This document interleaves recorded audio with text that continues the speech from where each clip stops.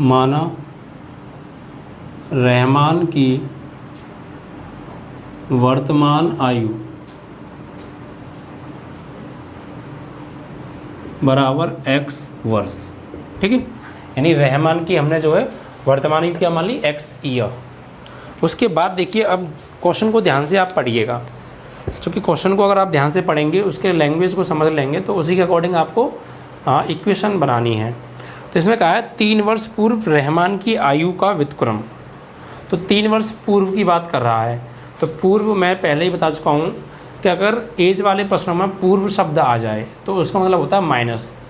3 वर्ष पूर्व जाना है, यानी अगर इस समय रहमान x का है तो 3 वर्ष पूर्व कितने का होगा, प्रेजेंट एज x है अब, और 3 वर्ष पहले जाना है तो 3 वर्ष घटा देंगे उसमें से। ठीक है, तो 3 वर्ष पूर्व का व्युत्क्रम लिखेंगे आप प्रश्नानुसार।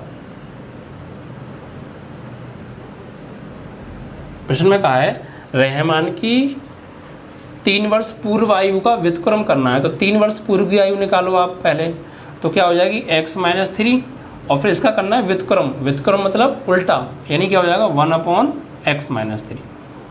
यानी ये क्या है x - 3, 3 वर्ष पहले की उम्र हो गई, और फिर उसका व्युत्क्रम और, तो इसको पलट दो, यानी x - 3 का उल्टा होगा 1/x - 3।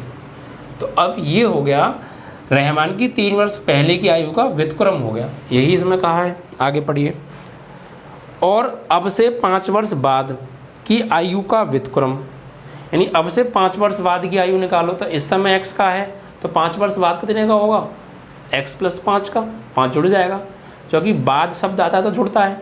ठीक है, तो 5 वर्ष बाद की आयु क्या होगी, इस समय x की है तो 5 वर्ष बाद होगी x + 5। सही है, की आयु का व्युत्क्रम, इसका भी व्युत्क्रम करेंगे तो 1/x + 5 का योग 1/3 है।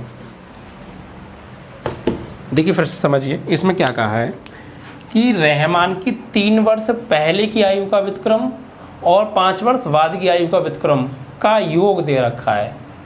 ठीक है, 3 वर्ष पहले की आयु का व्युत्क्रम और 5 वर्ष बाद की आयु का व्युत्क्रम, फिर इन दोनों का योग, इन दोनों का योग हमें दिया है। ठीक है, ओके। तो सबसे पहले हमने क्या किया, 3 वर्ष पहले की आयु निकाली, तो 3 वर्ष पहले की आयु निकालने के लिए वर्तमान आयु में से 3 साल घटानी पड़ेंगी, तो क्या हो जाएगा x - 3, और फिर उसका व्युत्क्रम, तो 1/x - 3 व्युत्क्रम हो गया।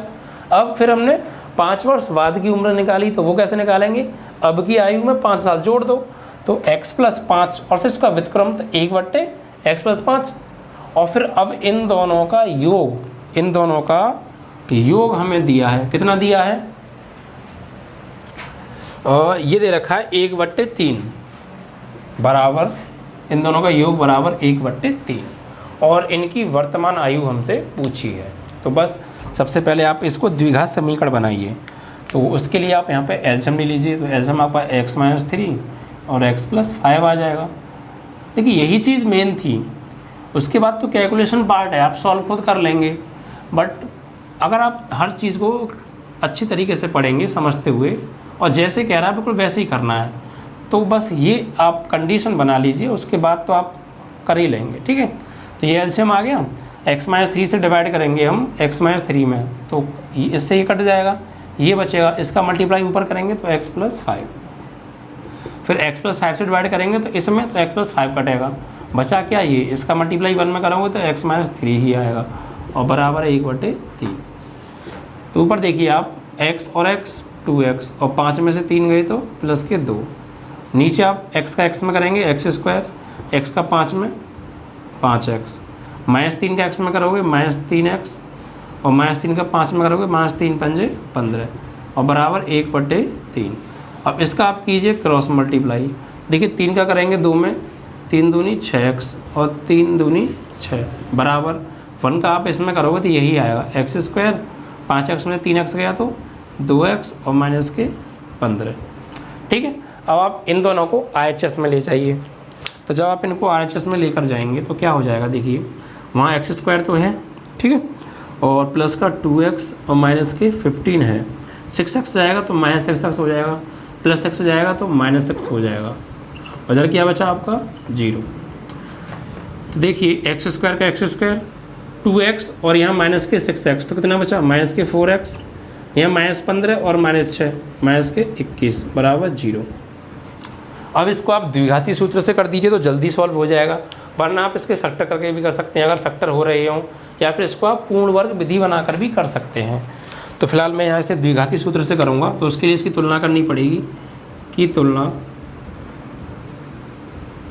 ax² + bx + c बराबर 0 से करने पर, तो देखिए x वाला गुणांक a है और यहाँ पर 1, तो a की वैल्यू 1, x का गुणांक b यहाँ पे -4, तो b की वैल्यू -4, यहाँ अचर पर c और यहाँ पर -21। अब देखिए द्विघाती सूत्र से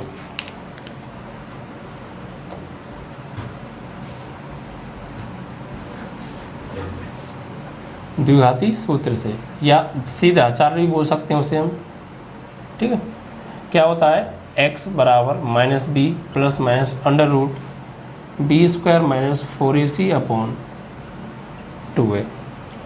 तो देखिए आप यहाँ पर वैल्यू पुट कीजिए आप, तो x = -b, b की वैल्यू कितनी है -4 और एक माइनस यहाँ पहले से है तो +4 हो गया, और प्लस √, b की वैल्यू -4 का स्क्वायर और -4 × a की वैल्यू 1 और c की वैल्यू -21, 1 × -21 अपॉन 2 × a की वैल्यू कितनी है 1।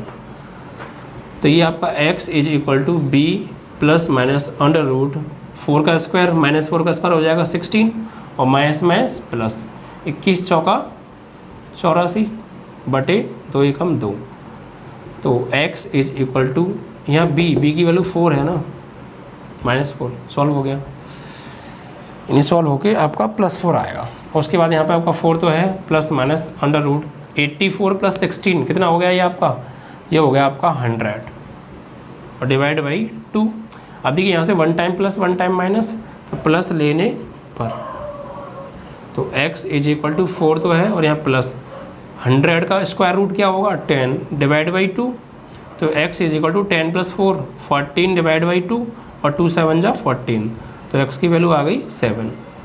उसके बाद एक बार ले लीजिए आप यहाँ पर माइनस लेने पर, तो जब आप यहाँ से माइनस लेंगे तो x = 4 माइनस 100 का स्क्वायर रूट 10 डिवाइड बाई 2, तो x = यहाँ हो जाएगा माइनस का 6 डिवाइड बाई 2, 2 3 या 6, तो x की वैल्यू -3। बट जो आपकी x क्या माना है हमने, x माना है एज, तो एज कभी नेगेटिव तो होती नहीं है भाई। इंसान एक बार बड़ा हो गया तो क्या वो छोटा हो जाएगा क्या? अगर आप इस समय 25 साल के हो तो 5 साल बाद क्या बड़े ही होगे ना, जैसे जैसे टाइम बढ़ेगा वैसे वैसे आपकी एज बढ़ेगी, छोटी तो होगी नहीं, ठीक है। आप ऐसा नहीं इस समय 25 के हो 5 साल बाद 20 के रह जाओ, ऐसा तो होगा नहीं ना, ओके। तो इसलिए ये एज कभी नेगेटिव होती नहीं, इसे छोड़ देंगे, तो क्या ले लेंगे 7। तो हमने क्या माना था x को, हमसे पूछा क्या था, हमसे पूछा था रहमान की वर्तमान आयु, और वो हमने मानी थी x वर्ष, तो क्या निकल आई आपकी, अतः रहमान की वर्तमान आयु x = 7 ईयर, यानी रहमान इस समय 7 साल का है, ठीक है। तो ये आपका क्वेश्चन नंबर 4 कंप्लीट हुआ। इसके बाद आएगा क्वेश्चन नंबर 5।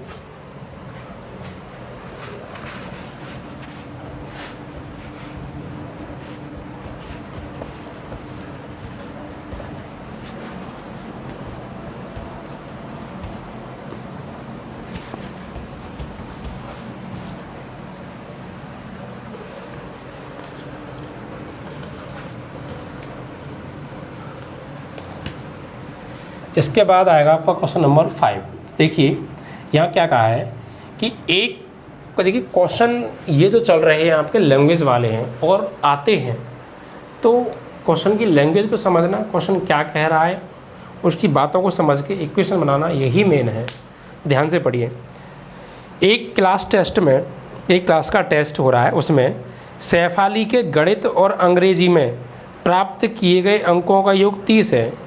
यानी क्लास में टेस्ट हुआ और उसमें सैफाली के गणित और अंग्रेजी में दोनों में कुल मिला के नंबर आए 30, और गणित में कितने आए पता नहीं, अंग्रेजी में कितने आए पता नहीं, लेकिन दोनों के मिला के 30 आए ये पता है। आगे देखिए, यदि उसको गणित में 2 अंक अधिक और अंग्रेजी में 3 अंक कम मिले होते तो उनके अंकों का गुणनफल 210 होता।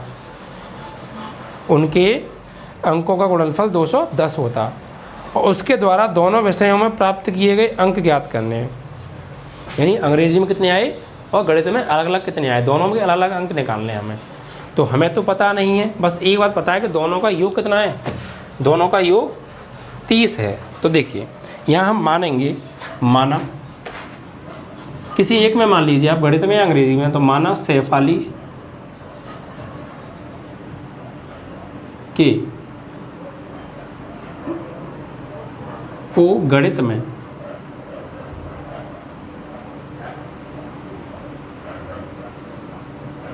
प्राप्त अंक बराबर x।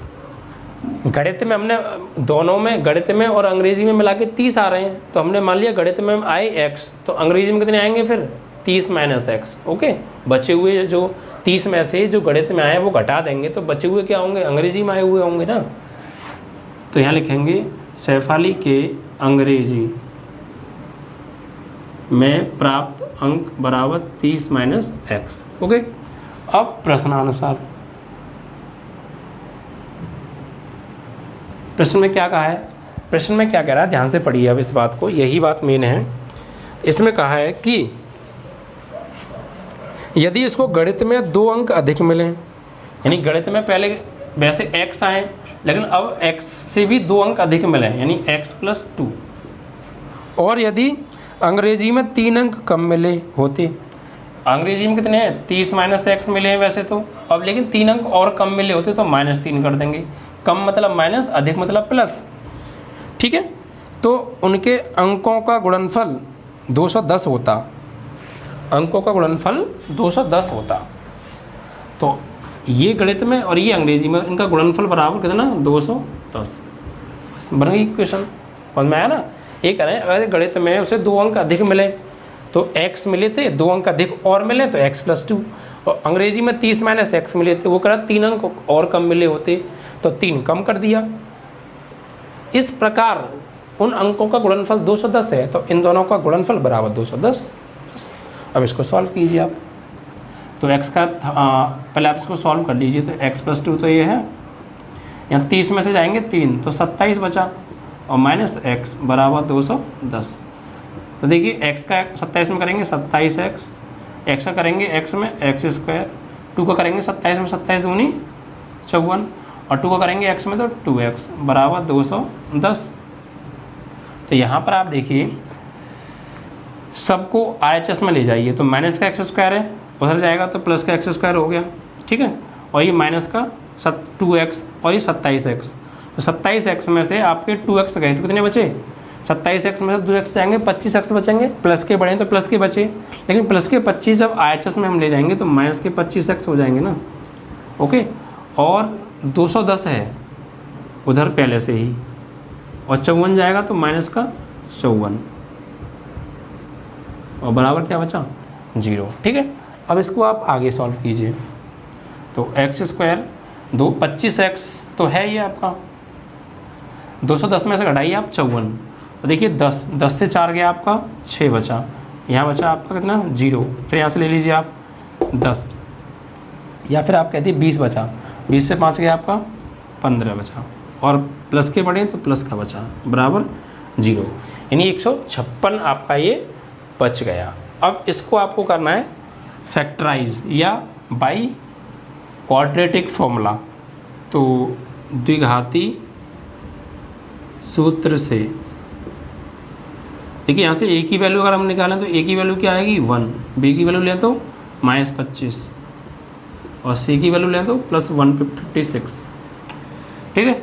तो फॉर्मूला क्या होता है, x बराबर -b plus minus √b² - 4ac upon 2a। तो x बराबर -b की वैल्यू -25 और एक माइनस पहले से है तो +25, और प्लस माइनस √b की वैल्यू -25 और उसका स्क्वायर तो 625 हो जाएगा, और -4a की वैल्यू कितनी है आपकी, a की वैल्यू है 1 और c की value 156 divide by 2 into a की वैल्यू 1। तो इसको आगे जब हम सॉल्व करेंगे तो देखिए x is equal to +25, x is equal to 25 plus minus under root 625। यहाँ आप देखिए 156 चौका कितना हो गया, तो 156 चौका ये आपका हो गया 400 और 600 और 6 24, 624 कितना 624। नहीं तो देखिए आप 4 6 24 और 4 5 20 और 2 22, 4 एकम 4 और 2 6, माइनस का माइनस डिवाइड बाई आपका चल रहा है 2। तो देखिए आप इससे तो सॉरी 624 है, ठीक है। तो x is equal to 25 plus minus 625 से 624 गया तो कितना बचता है 1 यानी √1 डिवाइड बाई 2 और प्लस लेने पर यहाँ प्लस लेंगे तो x बराबर 25 और √1 की वैल्यू क्या होती है 1/2। तो ये आपका 26/2 और 2 से कट गया है 13 बार, तो x की वैल्यू क्या आ गई 13। और जब आप एक बार माइनस लेंगे तो x बराबर 25 माइनस √1 की वैल्यू 1/2, तो x कितनी हो गई आपकी ये 24/2 यानी 12, ठीक है। तो x की वैल्यू 12 भी आ रही है और x की वैल्यू 13 भी आ रही है। अब आप देख लीजिए, अगर मान लीजिए अगर हम x बराबर 13 लें तो गणित में प्राप्त अंक बराबर 13, तो अंग्रेजी में कितने हो जाएंगे, अंग्रेजी में आपको जाएंगे 30 माइनस 13 यानी x माइनस वो 30 माइनस एक्स है ना, तो यानी 30 माइनस 13 कितना बचा आपका 30 में से आपके 13 गए तो 17 अंक आ गए अंग्रेजी में, ठीक है। और जब आप x बराबर 12 लेंगे हाँ 12, तो गणित में अंक 12, तो अंग्रेजी में अंक आपको हो जाएंगे 30 माइनस 12 18, ठीक है। इस तरीके से आपका आप देख लीजिए बुक में क्या आंसर आ रहा है, इन दोनों में से कोई एक आ रहा हो या दोनों आ रहे हों, ठीक है। तो इस तरीके से आपका क्वेश्चन नंबर 5 कंप्लीट हो गया। और उसके बाद देखिए क्वेश्चन नंबर 6, इसको ध्यान से पढ़िएगा।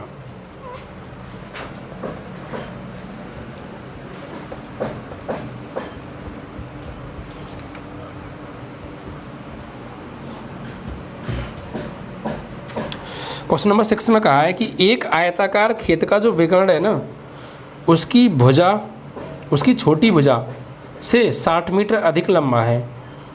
यदि बड़ी भुजा छोटी भुजा से 30 मीटर अधिक हो तो खेत की भुजाएं बताओ।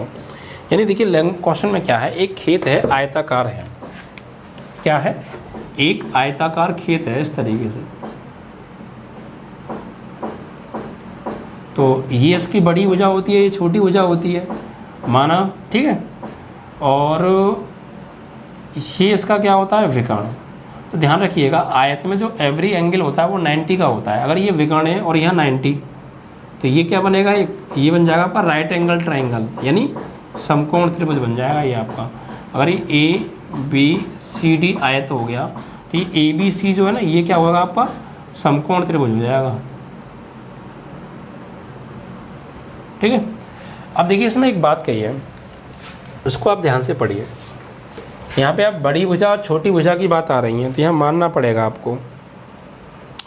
इसमें कहा है एक आयताकार खेत का विकर्ण छोटी भुजा से 60 मीटर अधिक लंबा है और बड़ी भुजा छोटी भुजा से 30 मीटर अधिक है।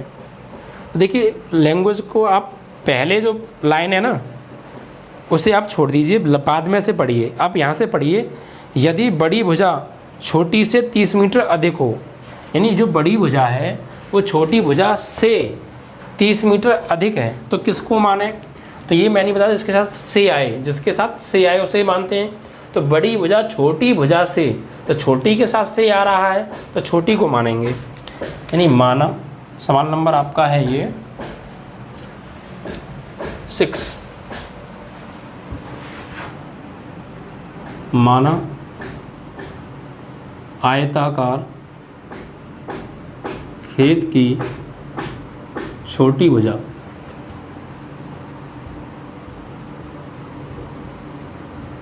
बराबर x मीटर में है या सेंटीमीटर में, वो आप देख उसमें होगी, मीटर में होगी, है ना, मीटर, भुजा x मीटर, ठीक है। तो आयताकार खेत की बड़ी भुजा क्या होगी, प्रश्न में कहा 30 अधिक है, तो इससे 30 अधिक यानी x + 30 हो जाएगा मीटर, ठीक है। अब आगे देखिए प्रश्नानुसार,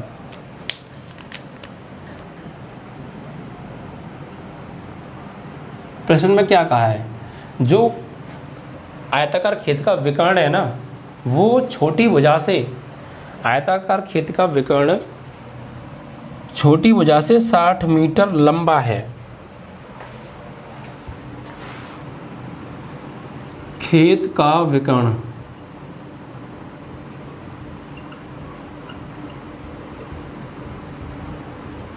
छोटी भुजा से 60 मीटर लंबा है, ये कहा है। तो देखिए यहाँ लिखेंगे विकर्ण बराबर छोटी भुजा और इससे भी 60 मीटर अधिक, तो विकर्ण कितना हो गया, छोटी भुजा क्या मानी है हमने, x और प्लस 60, ठीक है। अब देखिए हमसे कहा है कि इस खेत की विमाएं यानी लंबाई और चौड़ाई बताओ। तो देखिए ये विकर्ण हो गया, यही तो है विकर्ण, यानी अगर बात करें AC, ठीक है। और ये क्या हो गया आपका, बड़ी भुजा क्या हो गई, ये हो गई आपका आधार, और ये क्या हो गया आपका लंब, ठीक है। हम यहाँ लिख देंगे बड़ी भुजा जिसको हम क्या ले रहे हैं यहाँ पे आधार,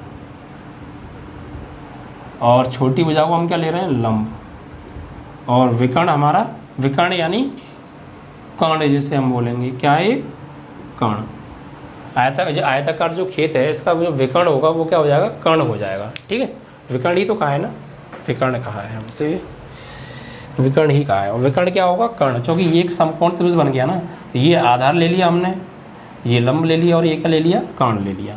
अब देखिए तो लिखेंगे पाइथागोरस प्रमेय से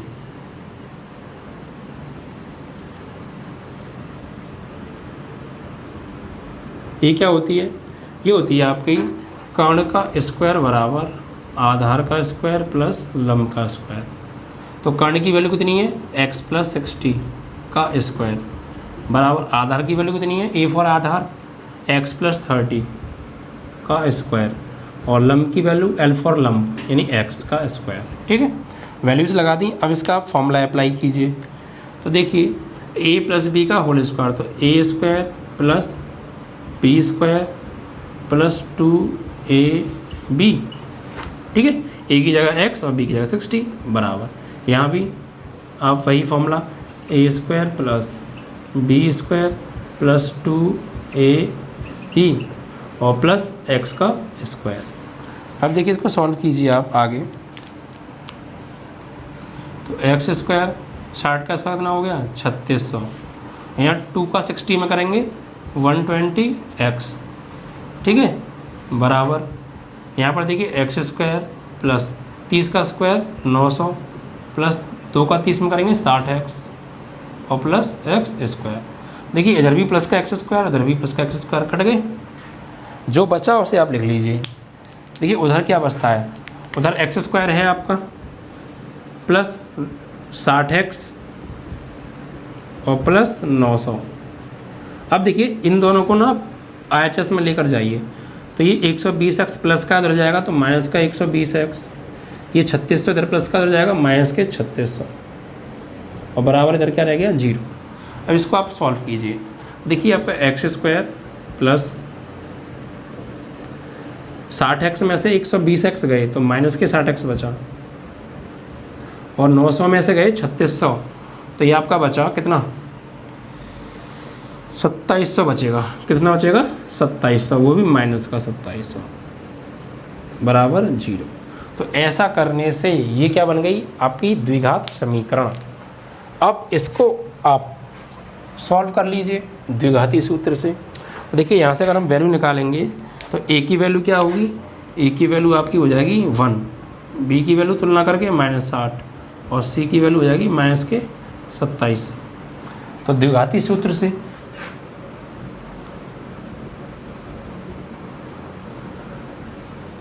क्या होता है, x बराबर minus B plus minus under root B square minus 4ac upon 2 into A. तो x बराबर माइनस बी की वैल्यू कितनी है -60 और एक माइनस यहाँ पहले से है +60 और plus minus under root b की वैल्यू -60 और उसका स्क्वायर तो 3600 हो गया और -4 इंटू ए की वैल्यू क्या है 1 और c की वैल्यू -2700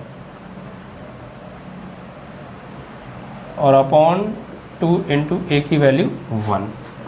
तो x बराबर 60 प्लस माइनस अंडर रूट 3600, यहाँ देखिए माइनस माइनस प्लस 27 का 4 में कीजिए आप, 27 चौका 108, ठीक है 108 और 2 जीरो और हैं, कितना हो गया 10,800 हो गया ये।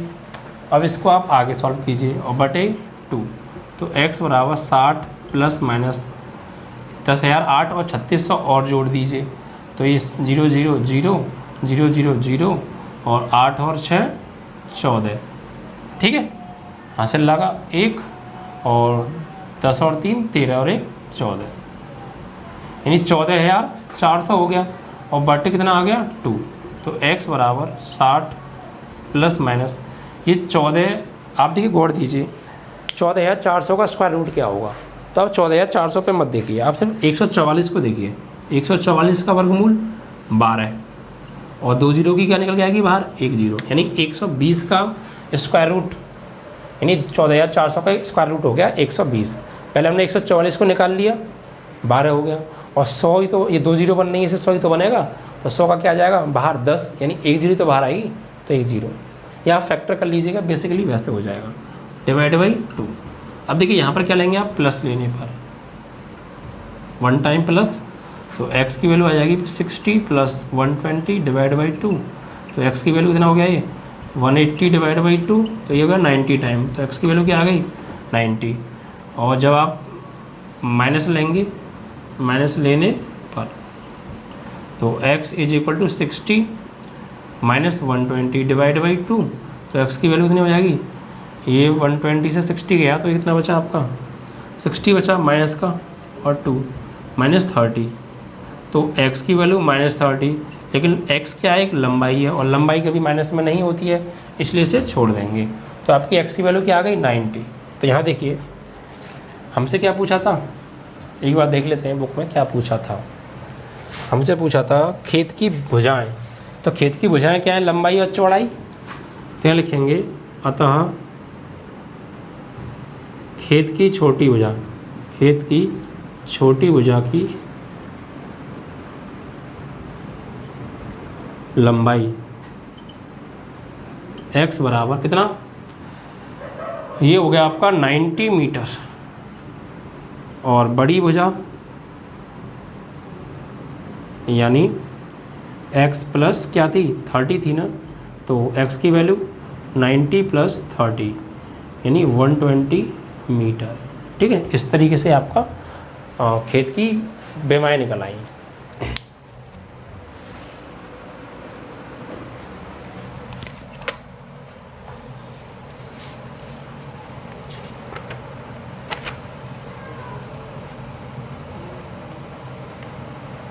इसके बाद देखिए आपका क्वेश्चन है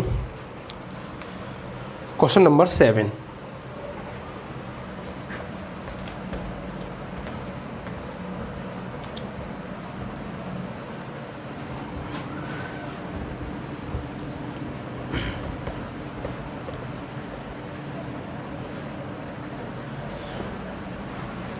क्वेश्चन नंबर 7 में देखिए क्या क्या, दो संख्याओं के वर्गों का अंतर 180 है।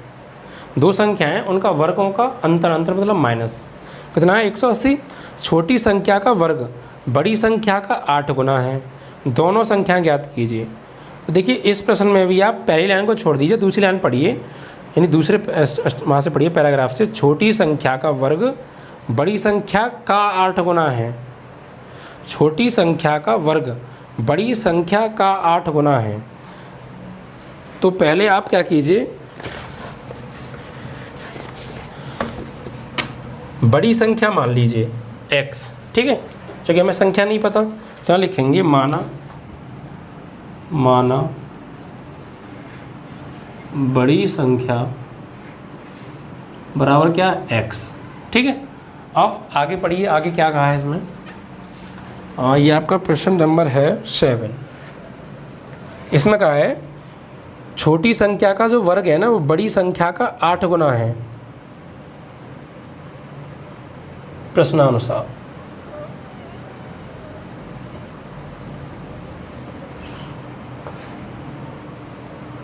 छोटी संख्या का वर्ग बड़ी संख्या का 8 गुना है। तो छोटी संख्या निकालिए। देखिए इसमें कहा है छोटी संख्या का वर्ग बराबर है किसके, छोटी संख्या का जो वर्ग है ना वो बराबर है बड़ी संख्या का 8 गुना। तो बड़ी संख्या और उसका 8 गुना, तो 8 से क्या कर दिया, गुणा कर दिया। ये तो कहा है छोटी संख्या का जो वर्ग है वो क्या है, बड़ी संख्या के 8 गुना के बराबर है। तो छोटी संख्या पता नहीं है अभी हमें, छोटी संख्या उसका क्या हो रहा है, वर्ग बराबर बड़ी संख्या क्या है, x गुणा 8, ठीक है। अब क्या कीजिए, आप इस वर्ग को ना बस इतना ही रहने दीजिए, चलो ये काम आ जाएगा हमें आगे। वर्ग हमें हटाना नहीं है क्योंकि आगे फिर वर्ग करना पड़ेगा। इसे मान लीजिए आप समीकरण 1। अब प्रश्न अनुसार पढ़िए एक और बार क्या कहा है। इसमें कहा है दो संख्याओं के वर्गों का अंतर 180 है। शर्त में क्या कहा है, ये तो थी आपकी फर्स्ट शर्त, और सेकंड शर्त में कहा है दोनों संख्याओं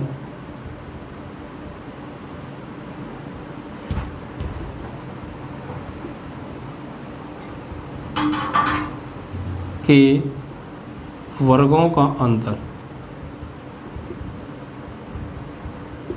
बराबर 180, ठीक है। कितना है, 180, ठीक है।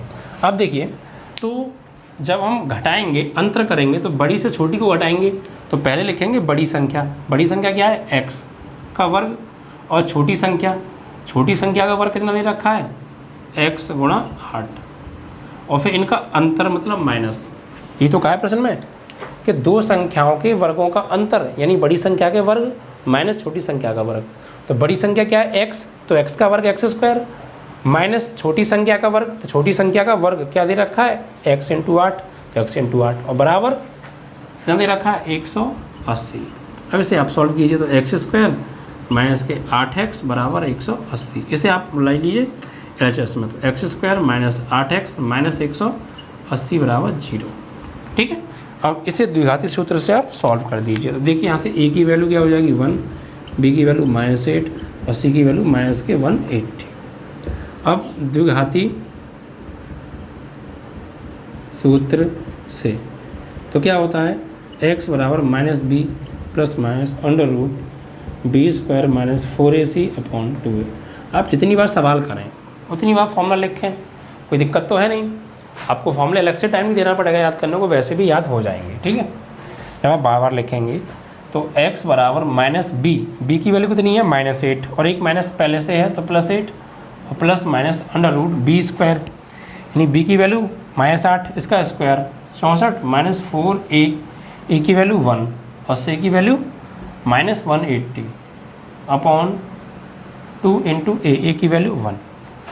तो x बराबर 8 plus minus under root 64 minus minus plus 180 चौका कितना हो गया, 4 8 चौक 32, 720 और बटे 2 1 जा 2। तो x बराबर 8 प्लस माइनस जोड़िए आप 720 और 64, तो 4 और 0 4, 6 और 2 8 और 7 का 784 अंडर रूट में और बटे 2, तो प्लस लेने पर तो x बराबर 8 प्लस 784 का वर्गमूल कितना होता है, 24 का हो गया, 527 का होता है, नहीं 28 का होता है, ये 784 कितना होता है, 28 का स्क्वायर रूट होता है 784। 28 का ही होता है। 8 8 64, 8 दूनी 16 और 6 22, 2 8 16, 2 3 4 और 1 5, 4 8 5 और 2 784। ठीक, किसका होता है? 28 का वर्ग होता है 784, यानी इसका स्क्वायर रूट निकालेंगे कितना आएगा? 28 और बटे 2। तो x बराबर 28 और 8 36 बटे 2। तो x बराबर कितना हो गया? 18 दूनी 36, यानी x की वैल्यू आ गई 18। अगर आप माइनस लेंगे तो देखिए नेगेटिव संख्या आएगी, क्योंकि -28 आएगा तो उसे हम लेंगे नहीं, तो उसे आप छोड़ दीजिए। तो आपकी x की वैल्यू क्या आ गई? 18। तो अब देखिए यहाँ से हम लिखेंगे बड़ी संख्या, अतः बड़ी संख्या x मानी थी कितनी आ रही है? 18। और छोटी संख्या हमने क्या मानी थी? छोटी संख्या थी हमारी, यानी छोटी संख्या का वर्ग था, कितना था? x गुणा 8। तो x की वैल्यू कितनी आ गई? 18 गुणा 8। तो जब इस वर्ग को हम भेजेंगे इधर तो छोटी संख्या निकल आएगी यहाँ से। छोटी संख्या बराबर अंडर रूट में 18 गुणा 8, इसके आप फैक्टर कर लीजिए। 18 के फैक्टर 2 गुणा 3 गुणा 3 और 8 के 2 गुणा 2 गुणा 2, सही है। 18 के 2 गुणा 3 गुणा 3, 3 3 9 9 3 18, और 8 के 2 गुणा 2 गुणा 2। और जोड़े बनाइए तो ये तो 3 बाहर आ जाएगा, एक इस 2 से और इस 2 से 2 बाहर, और एक इस 2 से 2 बाहर। तो छोटी संख्या क्या आ गई आपकी? 3 दूनी 6 और 6 दूनी 12। तो बड़ी संख्या आपकी 18 और छोटी संख्या 12। इस तरीके से ये आपका सवाल समाप्त।